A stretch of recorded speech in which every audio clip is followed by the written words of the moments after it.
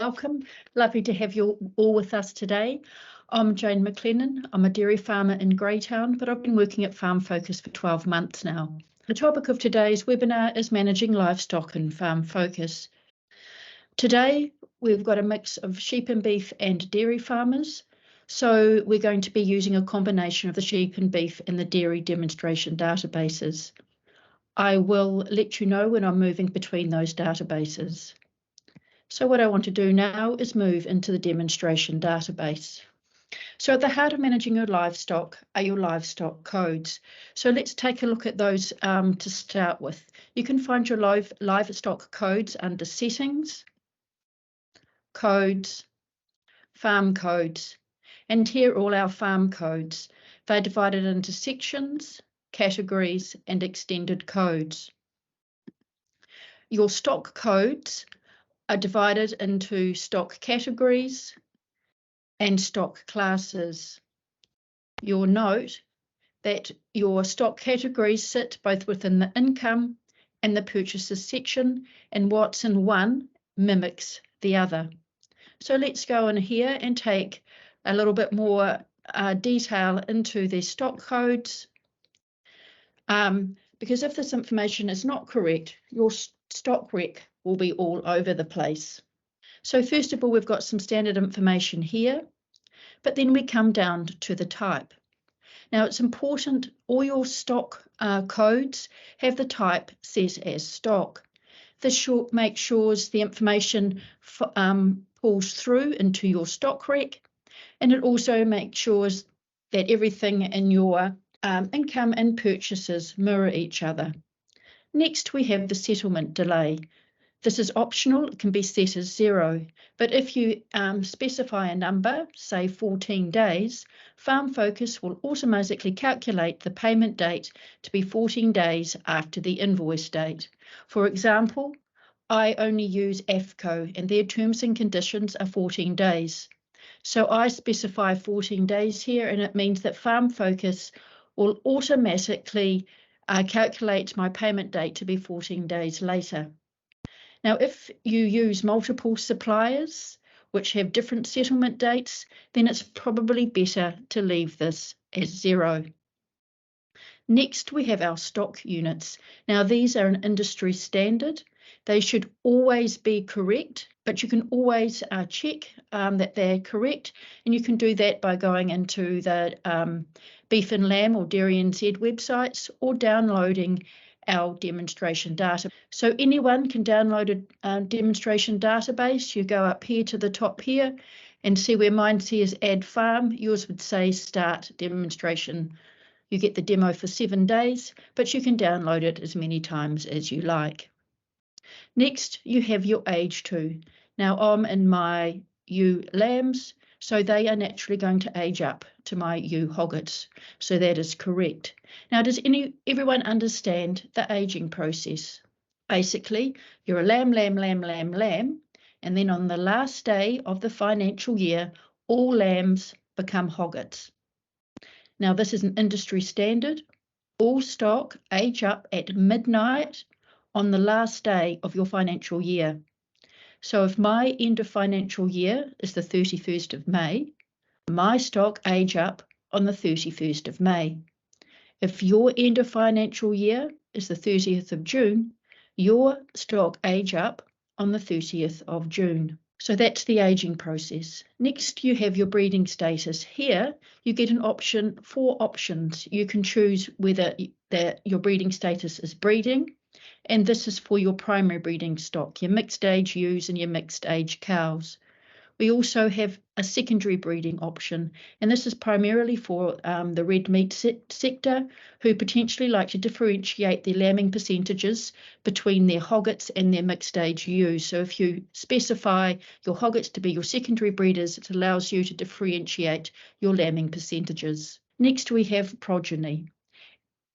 These are animals that are born on farm.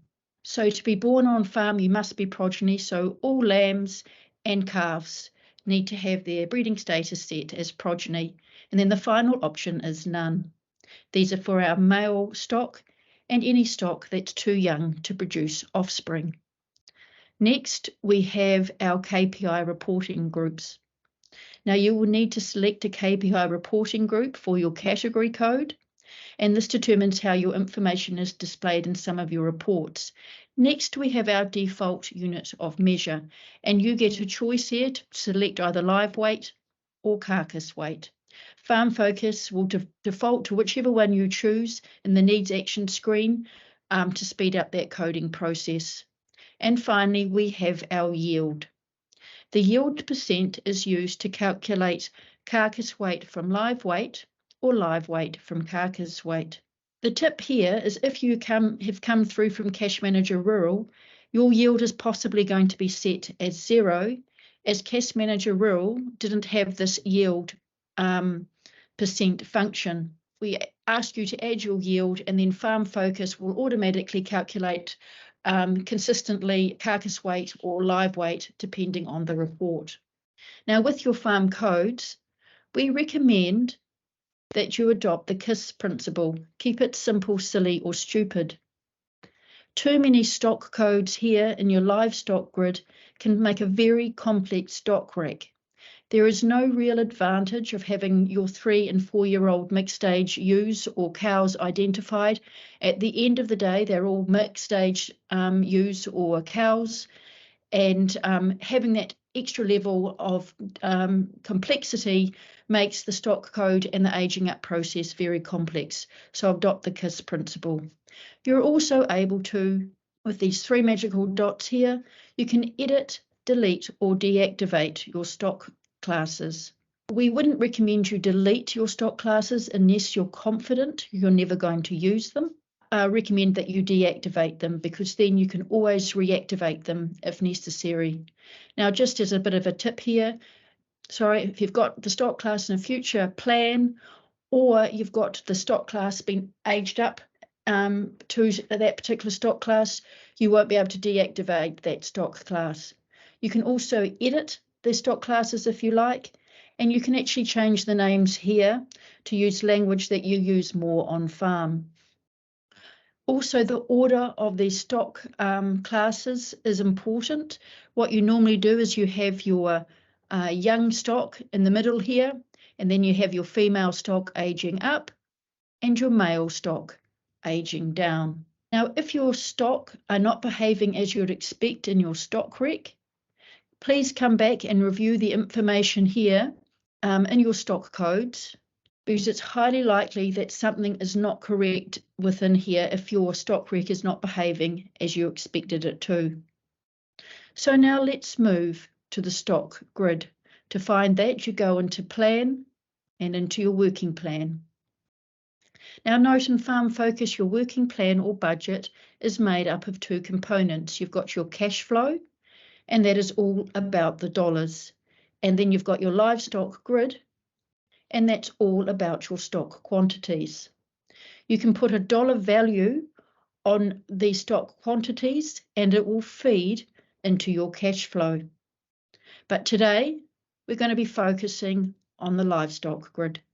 Now, there are 2 sides of managing your livestock grid in Farm Focus. First is the plan, and then there are the actuals. As obvious as it sounds, you need to create a plan and then enter your actuals, including your non-financial livestock events as the year progresses. So you can see here in this plan, I've got my actuals on the left-hand side and they're greyed out, and I've got my plan here on my right-hand side, and that's whiter. Here is my revision line. This is where my actuals stop and my plan starts. Now, my actuals just sit on top of my plan. My plan isn't disappearing. I can go back here and revise my revision line here and take it back to the beginning of the financial year, and now you'll just see my plan. So the actuals are just sitting on top of the plan as the year progresses. So let's have a quick look around our livestock grid. On the left-hand side here, we've listed our stock classes. The stock class order here has come through from the farm code setup we looked at before. You can drop down on each of the stock classes and you'll find all the stock events. both the financial and the non-financial. Note here we've got missing and found some of our potential non-financial events, and killed. Killed is basically if you've killed an animal for animal tucker or for your deep freeze. Now you've got the livestock, it runs for a full 12 months of the financial year. We've got our opening numbers here on the left-hand side, and on the right-hand side, we've got our year-end numbers and then our aged up numbers in the final column here. If you hover over the icons, it will tell you what they are. Here's my settings. Then I've got my keyboard shortcuts if you're interested in that. Then I've got my view options. We'll be looking more at that this afternoon. And then I've got the ability to filter. If we click in here, I can filter by my bank accounts, but probably more usefully my tags. So if you're using management tags and you've got 2 farms, you can filter for tag A or farm A and build up your livestock grid for that farm, then filter for farm B or tag B and build up a separate livestock plan for farm B, and then consolidate your livestock grids by clearing the filters, and then you have an overarching livestock grid for your entire farming enterprise. So that is how the filter works. Then we've got our compare data icon, which we'll talk about later, and here is where you can print or download your livestock grid as a PDF. Over here, we've got our chevrons where we can expand and can collapse the grid. So if I go down here, I go to category level. So while I'm here, I just want to demonstrate something else that sheep and beef farmers in particular find useful about their stock grid. So I can go into the view icon here and add my stock units. When I apply those, I now, down the bottom, I've got my total quantities over the month. I now have my stock unit totals as well, and I can use the drop down arrow here and differentiate between my sheep and my beef stock units. So a lot of sheep and beef farmers find that very beneficial. So here at the stock category level, then if I click on the next chevron, I'm at my stock class level, and then of course my event level. If I click into the grid here at any point, it will show me my aging journey. So I'm going to click here, and you can see how this is blued out. This shows me that my 2 tooths are aging up to my mixed age ewes. So this is a way of checking that you've got the aging process correct in your livestock grid. You can also see here in my heifer calves, this in the grid here shows the overall stock movement for the month. And if I click into the detail here, my overall stock movements is 40, but I've actually had 42 births and 2 deaths. So if I click that back up to the stock class level, you only see the total for the month. So if things don't make sense, go and have a look to see at the detail down below here. So let's look at building up our livestock grid. Now we've already created our livestock grid for the 23-24 financial year. So for the purposes of this demonstration, I'm going to look at building up a livestock grid for the 24-25 financial year. Now you'll see here how my opening numbers have pre-populated. That's because they're through from my last year's closing numbers. So my last year's closing numbers are becoming my this year's opening numbers. So the first thing you need to do when you're creating a stock rec is ask yourself, are your opening numbers correct? Now, if they are not correct, you've got 2 options.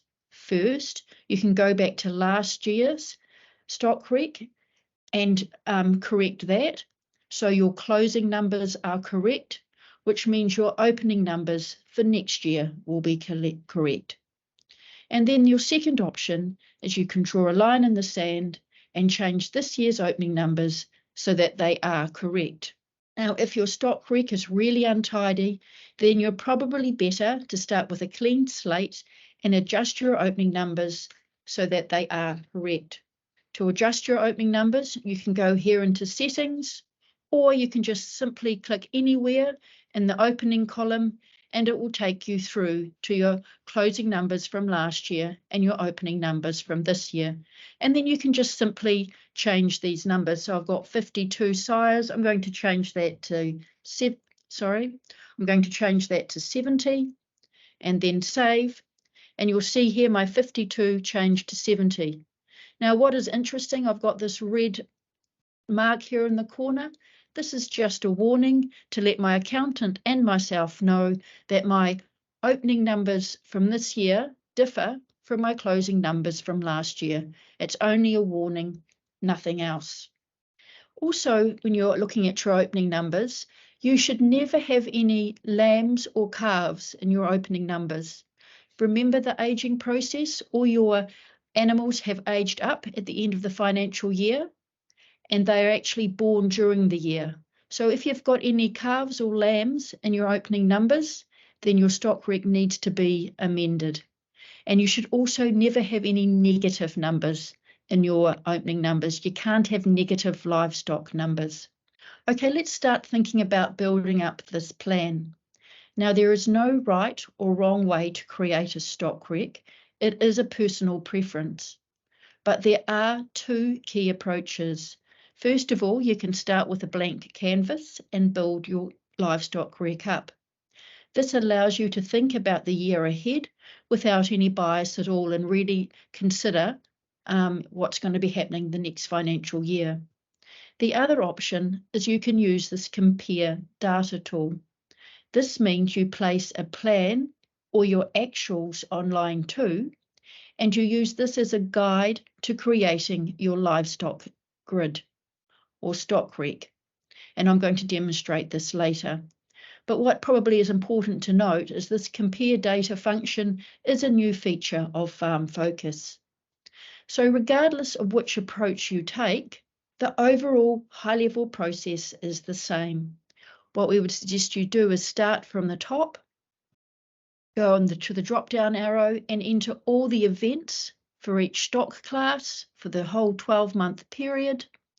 Once you've done that, collapse it back up and then move to the next stock class, complete all the events for that stock class, click it back up, and then methodically work through your stock grid.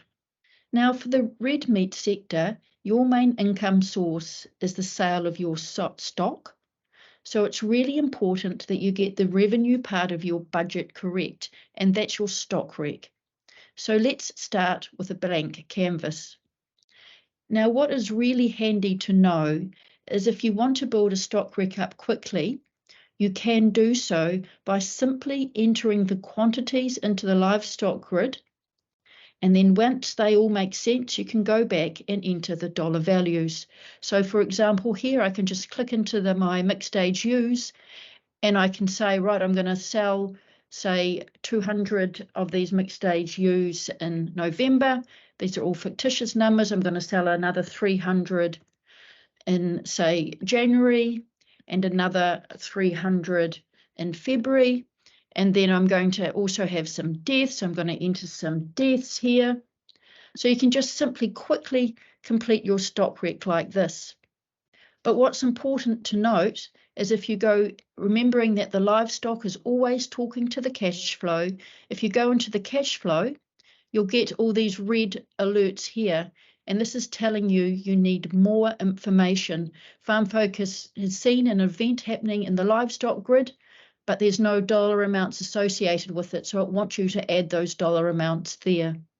So while you can adopt this way of developing your livestock grid, we don't believe it's best practice, and we believe it's better to complete worksheets in the livestock grid and methodically work through your grid to ensure nothing is missed. And that is what I'm going to demonstrate this afternoon. But before I start, I'm going to show you another feature within Farm Focus, and that's the clear function. So if I now go into here, I get the option to clear. If I select clear, it will mean all the information to the right of the cell I have chosen will be cleared. I'm going to apply that. And so now all that information has now been cleared out of my livestock grid.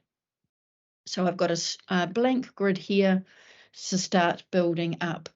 So let's work through this methodically. Let's start with our mixed age ewes. We're going to click into here, and I know that this year there's going to be a drought, so I'm going to be selling about 600 of my ewes in November. Now, normally I'd sell them in December, but because of the El Nino conditions, I'm going to be selling them in November. So I go into the cell and I select plus add, and this takes me into my worksheet. In my worksheet here, I can select the event date. Now this is my plan. I have opted to choose the whole month. I know that I'm going to be selling these 600 mixed age ewes, but I don't know which date, so I'm selecting the whole month. If I had a contract and I needed to be specific, I could do that by just selecting a particular day. And it's the same with the payment date. I've now here got my event date. It's a sale, but if I wanted to make it a purchase, I could. Here is my stock codes. I can see that they're mixed age ewes, and then I'm going to write a description here, mixed age ewes. And then my quantity, I said it was going to be 600, and then I get to put my weights in.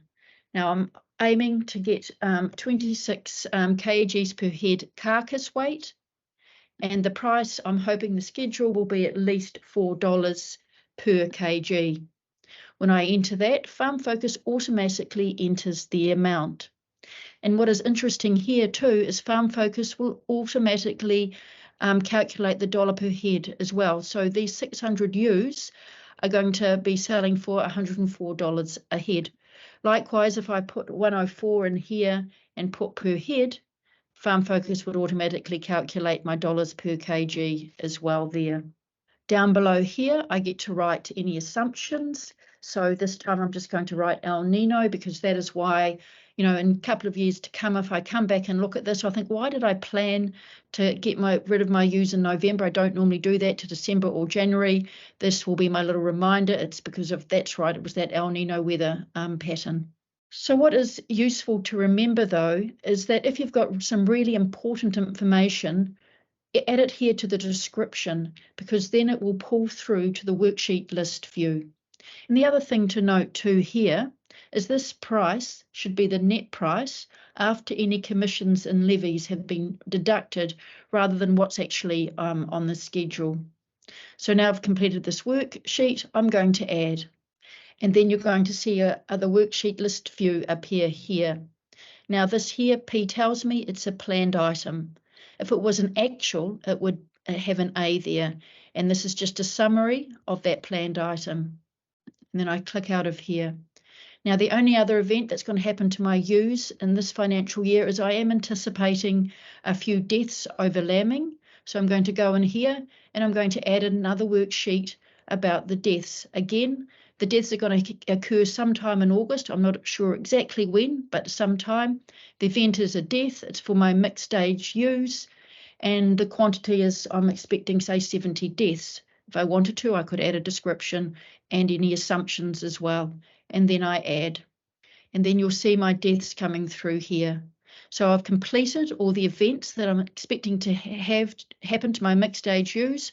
I'm going to collapse that down and move to the next stock class, which is my 2 tooths. Now with my 2 tooths, I'm opening with 800. I'm not going to sell any of these. These are my best genetics. I'm keeping these, but I am anticipating some deaths during lambing. So I'm going to add some deaths here, say 30, and then I'm going to add. And those deaths have come through, and then I'm going to snap that shut, and then I would methodically work through my livestock grid like that. So now I want to briefly talk about the lambing. So in this particular farm, we can say we're expecting a lambing rate of, say, 145%. As you can see, I've got about 3,800 primary breeders. Now, I'm not intending to put the ram out to my hoggets this year. When I'm creating this plan, I want to be conservative, so I'm going to budget for a 140% lambing target. Now, all my lambs I'm intending to be born in August, and that's going to be 5,300. So when you're entering your births, you've basically got two options. Now, my stock policy is always to keep 800 ewe lambs every year. So what I could do is just simply come into my ewe lambs and add my births directly into my ewe lambs here. I'm going to add this time, again, it's sometime in August, it's my births. But for a birth, I have to add a parent code. I've got to tell Farm Focus who is my parent, so therefore Farm Focus can work out my lambing percentages. And then my quantities here, it's going to be, say, it's going to be 800 because these are my replacements. And then I add. And now you can see my ewe lamb replacements have been added at 800. I'm going to snap that closed and go into my sale lambs. Now, all the remainder of my lambs are going to be sale lambs. So that's the 4,500 are left. I'm going to go into here in August, and I'm going to add the birth of my a sale lambs. So that's 4,500. Once again, I've ensured that I've added a parent code. If I wanted to, I could add a description and my assumptions here under notes, and I add that. And now you'll see my births coming through of my 4,500.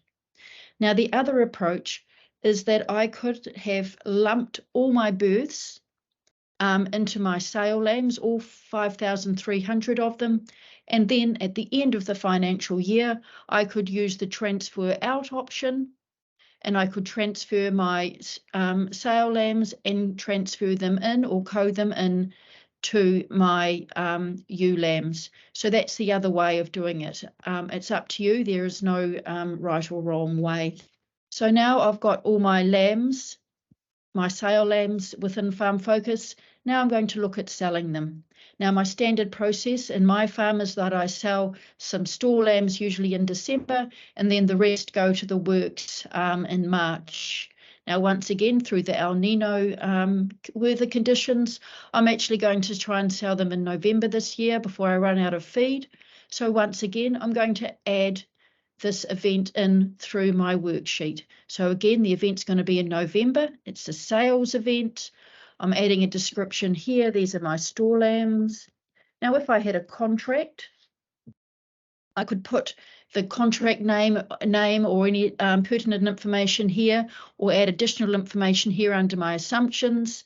Now I'm selling 2,000 store lambs. I'm hoping that I'm aiming for them to be 25 kilograms live weight, and I'm expecting to get $95 per head for them. And then Farm Focus is automatically calculating the amount, and then I add that to my rec. And soon the summary line, the worksheet list view appears here. And then I'm going to sell some additional lambs in March. So I go in here again, follow the same process. I'm completing the worksheet.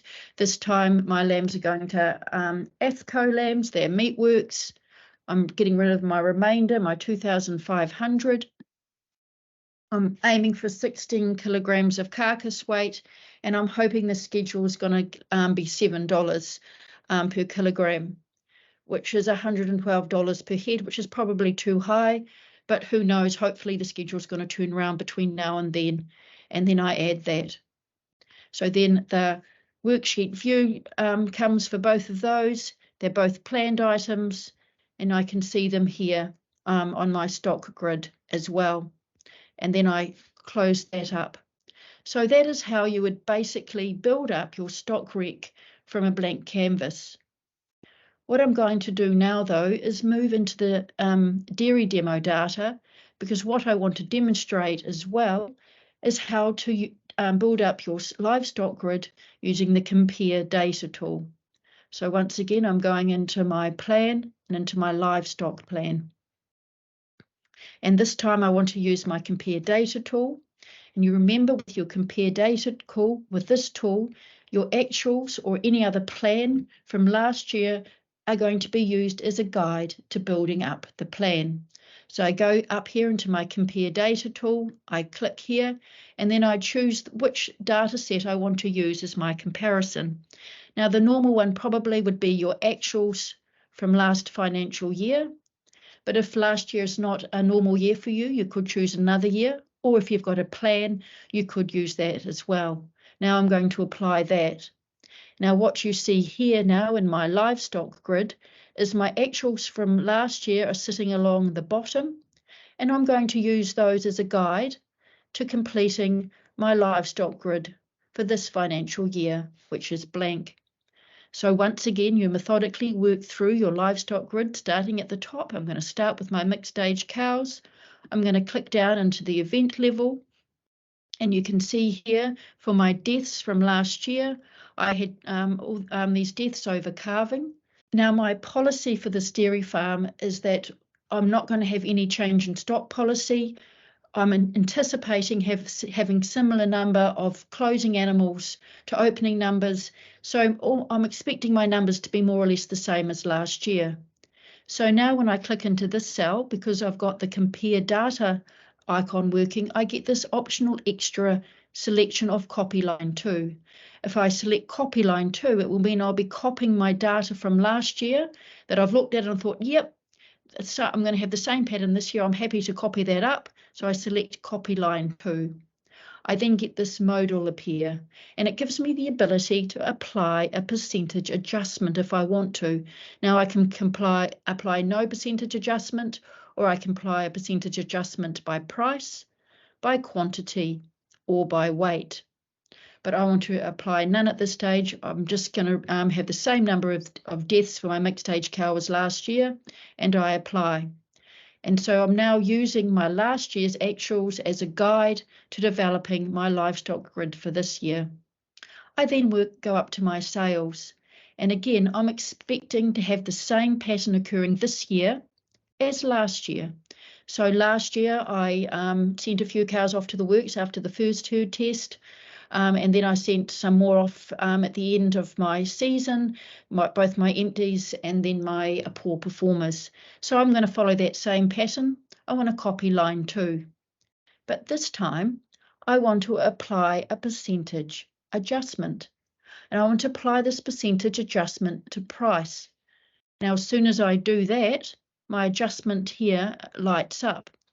But why I'm going to apply a percentage adjustment to my price is because I think the schedule is going to fall. So I want to adjust. I want to do a decrease because the percentages, this schedule is going to fall, and I think it's going to fall by about 5%.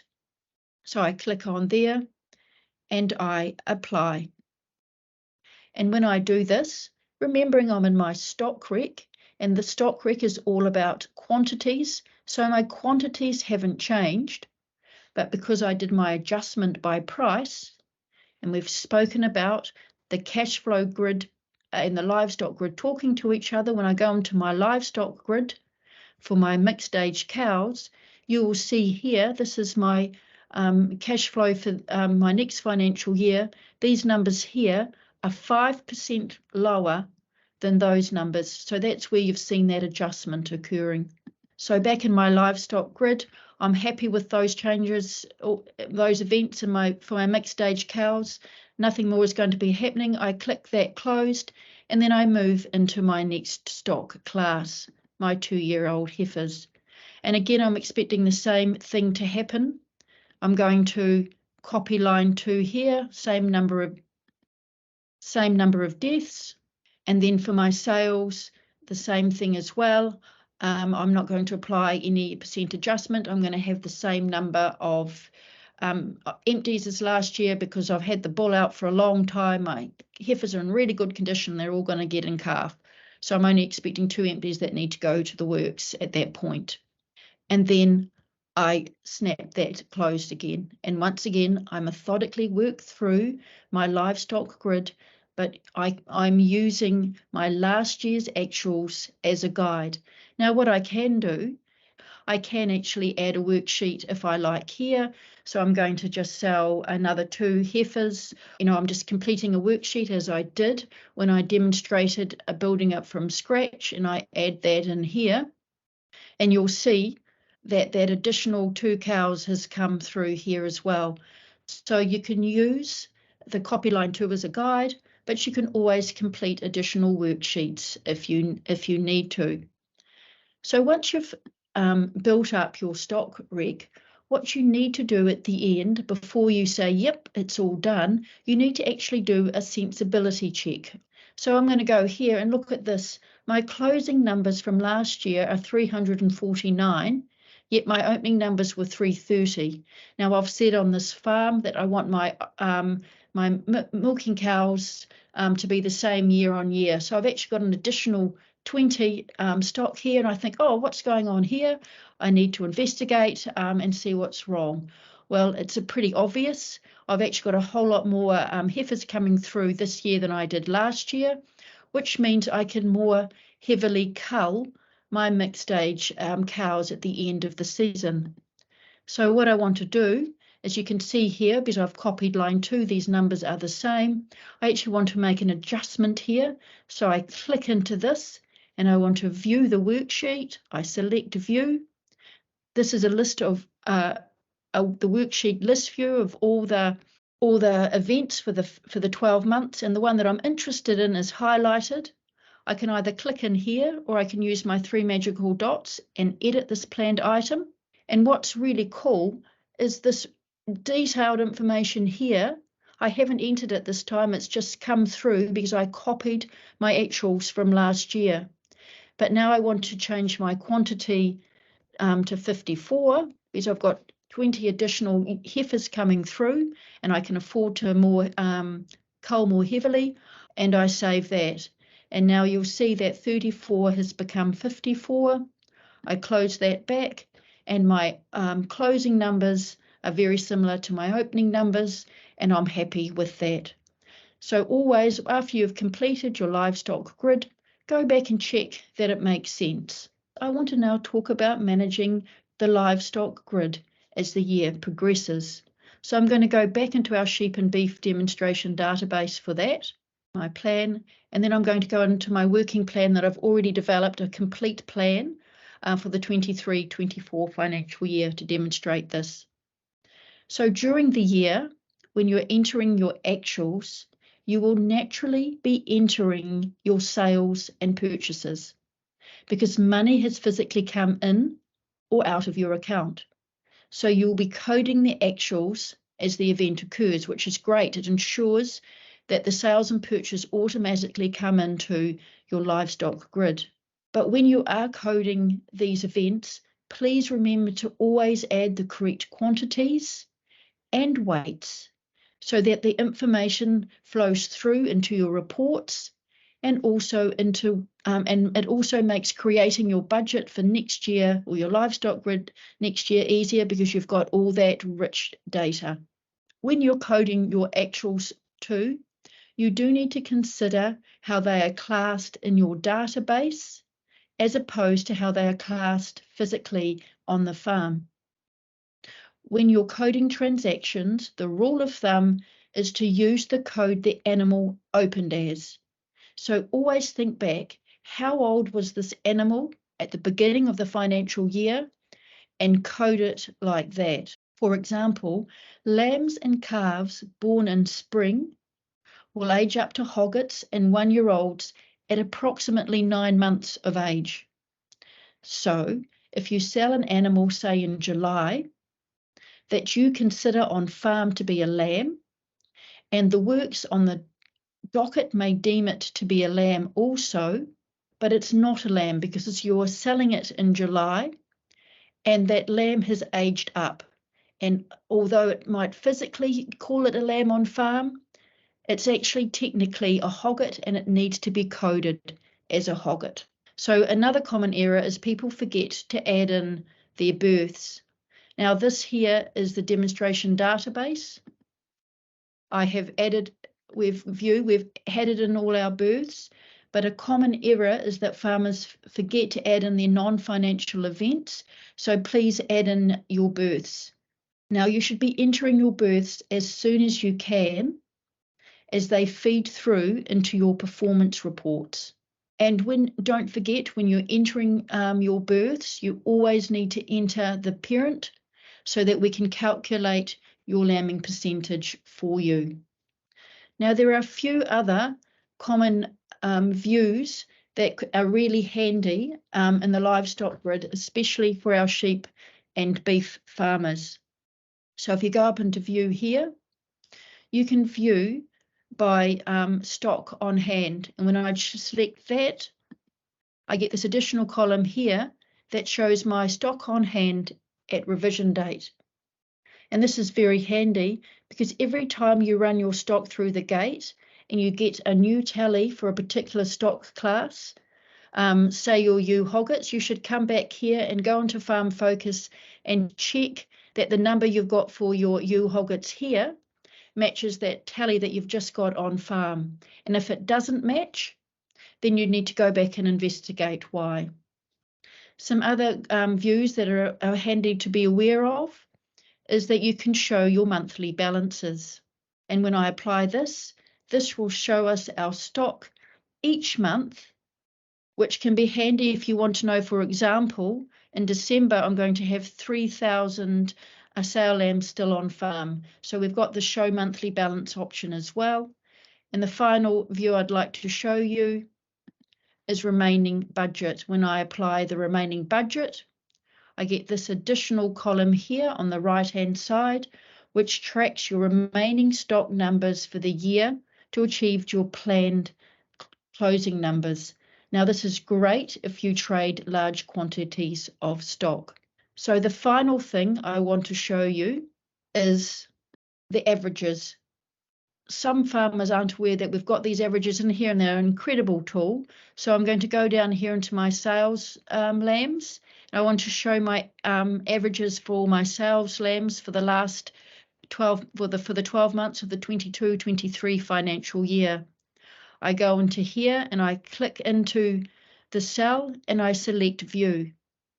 And here is a summary of all my sale events, my actual sale events, because there's an A for the financial year. I go into here. This actually shows me my averages. So here I've got my carcass weight averages. On average, I had a 15.33 kilogram carcass weight per head. My average price for last year was $8.13. And here's my price per head and my total lambs. You can also look at that from a live weight perspective as well. So that's all I'm going to cover today. So thank you.